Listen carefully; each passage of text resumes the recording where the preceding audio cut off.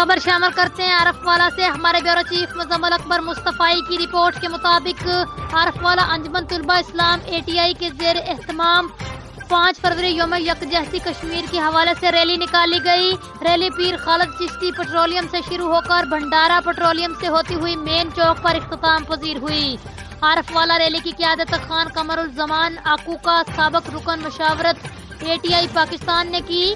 خصوصی شرکت محمد ناصر شاہین ضلعی جنرل سیکریٹری ATI پاک پتن اور محمد عامر وینس سٹی ناظم ATI چوک مرلے۔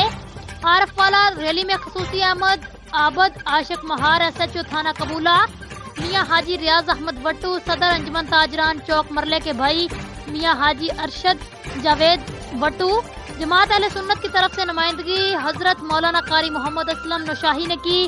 صحافی برادری اور انجمن طلبہ اسلام کے ذمہ داران اور کارکنان نے بھی شرکت کی۔ جی ناظرین، مزید کسی بھی خبر اور اپڈیٹ کے